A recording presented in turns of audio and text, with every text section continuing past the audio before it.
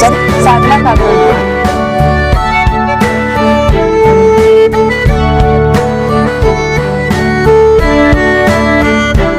Madam ತಮ್ಮ ಹೆಸರು?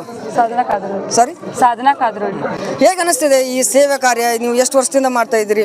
ಈ ಊರಿಗೆ ಬಂದಾಗ ಈ ಸೇವೆಯನ್ನು ಈಗ NSS ಅಂದ ತಕ್ಷಣ ಸಹಜವಾಗಿ ಶಾಲಾ ಕಾಲೇಜ್ ಅಂತಂದರೆ ಮೋಜು ಮಸ್ತಿ ಕಾರ್ಯಕ್ರಮಗಳು ಆ ರೀತಿಯೆಲ್ಲ ಮಾಡ್ತಾರೆ. ಈ ಒಂದು ಊರಿಂದ ಇನ್ನೊಂದು ಊರಿಗೆ ಬಂದು ಸೇವೆಯನ್ನು ಮಾಡ್ಬೇಕಂದಾಗ ನಿಮಗೆ ಫಸ್ಟ್ ನಿಮಗೆ ಬಂದಂಥ ಥಾಟ್ಸ್ ಏನು? ನಿಮ್ಗೆ ಹೇಗೆ ಅನಿಸ್ತಿದೆ ಅನುಭವ? ನಾನು NSS ಸೇರಿ 2 ವರ್ಷ ಆತ್ರಿ. ನೆಕ್ಸ್ಟ್ ವರ್ಷನೂ ನಾನು ಸೇರಿದೆ NSSಗೆ. ಹೊಸಲ 2 ಕ್ಯಾಂಪ್ ಹಾಕಿದ್ರಿ.